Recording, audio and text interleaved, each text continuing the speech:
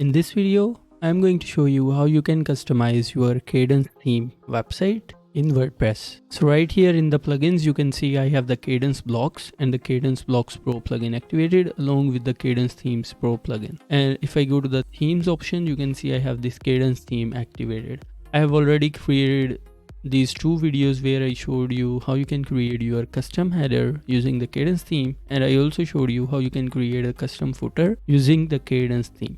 So this is a video 3, and if you are interested in learning how you can customize your website from scratch using the Kadence theme, then without further ado, let's get started now. So consider I haven't done anything here. I only have updated these blog posts, and we only have created this header and the footer area right there. So in order to customize your website, you want to click on this customize option right there. And once you will click on the customize option, the customizer will start getting loaded.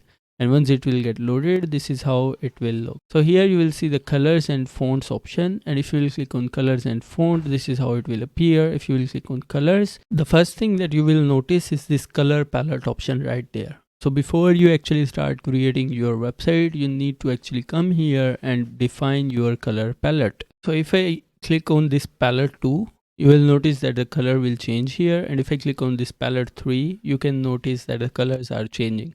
So Kadence theme provide you option to define 3 color palettes throughout your website, and those color palettes will apply on everything on your website. So you have this freedom to define the colors based on your needs. Next option that you have is this site background. You can change the site background color. So normally on professional website, you want to have a clean color. So you can choose your color right here, and if you want to add a custom color, you can add your own custom color any ways that you want. Then you have this option to add the content background color. So in the content background color, you can see we have this white color, and if I change this color, you will notice that the color is changing right here. So this is how you can actually change the color for your content. And then you have this option to change the title above content background. I'll just show you how this actually work. And then you have this option for the content links right here. These are all the color settings, and in here you can define the settings for your buttons. So by default, these colors will automatically get applied from this color palette, and if you want to apply the typography option, you can go to the typography and you can define your own font. For the speed purposes, I try to always remain on system default, but if you want to apply your own custom fonts, Kadence theme allows you to upload your own custom fonts on your WordPress website. Next option that you have in the customizer is this header and footer. I already have a dedicated video on how you can create a custom header using the Kadence theme, and I also have a dedicated video on how you can create a custom footer using the Kadence theme. I'll drop the links of those videos in the description of this video.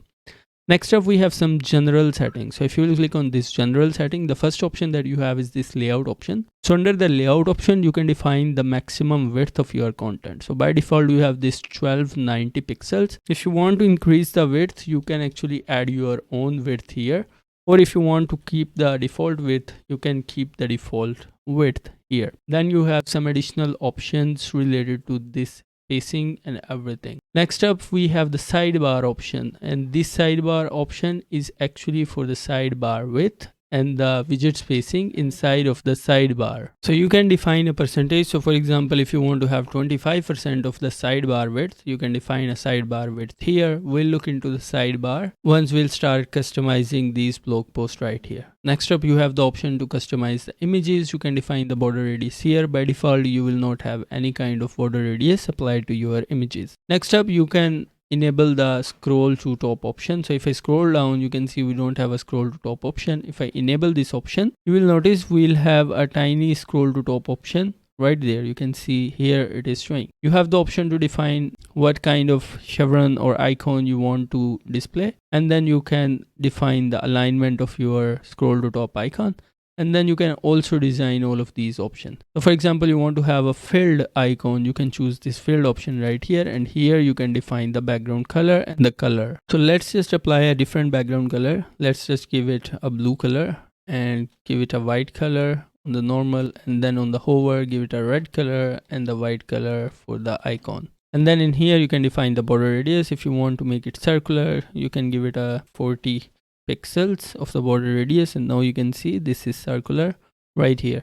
You can also define the scroll bottom padding. For now it is 0.4 em. You can change these values as well. Next up we have 404 page template. So in the 404 page template, you have complete control over how you want to display the 404 page, and then you can also design the 404 page elements using this option right there. Next up we have this comments option. So in the comments option, once we'll start looking into blog post, I'll define how these comments things works. Then we have this breadcrumb.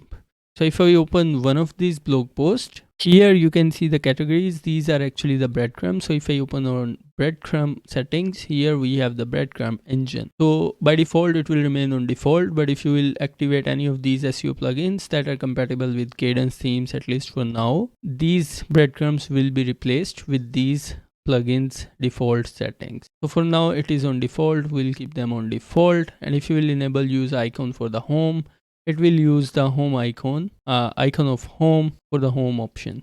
So I'll go back in here, and then we have the social links icon. So for the social links, if we'll start adding some links inside of your social media, you can define your social media URL links inside of this option right here. Then you have some settings for the performance. So we have enabled scroll to ID. That is actually very useful if you have one pager website and you have multiple sections on your website. We are going to have a multi-pages website, so this might be not very useful, but it will be useful for giving us an ease in effect for the scrolling. And then you can enable the light boxes. These are actually the pop-ups. And then you can also enable the load Google fonts locally, and it will download the Google fonts on your hosting, and then it will load the Google fonts from your hosting rather than calling the Google fonts every time someone will search your website from the Google API. Then you can also enable CSS preload, and you can disable the CSS preload. And these are all the options for the performance. You have the option for the infinite scroll. Infinite scroll is actually for the blog post. So if I go back to the website, go back to the home page, if I were to enable, then I can disable this infinite scroll for the blog, infinite scroll for the search, and infinite scroll for the product items. You can also enable the infinite scroll option for the custom post types. Then you have the option for the color switch for the light theme and the dark theme. Now let's just go back. Now we have some options for the post page or the normal page layout. So I'll create another video defining how all of these things works. You have some option for the search results and how all of these search results look. So here I have the search results. If you will click on this search icon right here, you will have this search bar, and from here you can search anything on your website. So I'll go back, and here in the search results, if you scroll down, you can also you have some control over how you want to display, whether you want to display the search results in boxed layout or unboxed layout, or you want to have a sidebar layout or without the sidebar layout.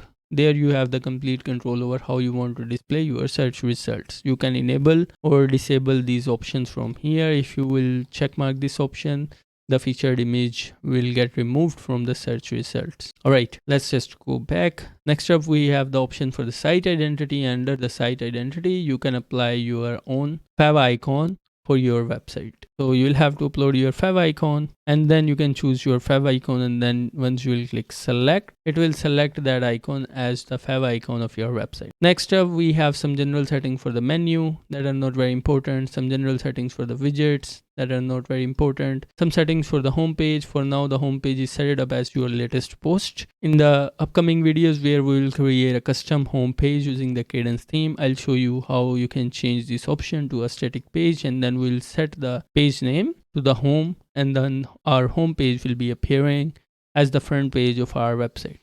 Then you have the option to add the custom CSS or additional CSS here, and then you can also add some custom scripts right here. So for example, you want to add Google Analytics tags, GA4 tags, Google AdSense tags, or any other kind of tags inside the header, footer, or the body of your website. You can add those tags here, and you will not have to install any additional plugin for this purpose. Then you can also export the settings from there, and then you can also import the settings from there. So this is also what you get inside of this customizer.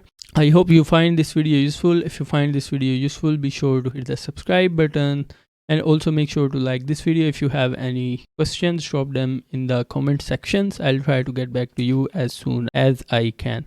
Thank you very much. I'll see you in the next video.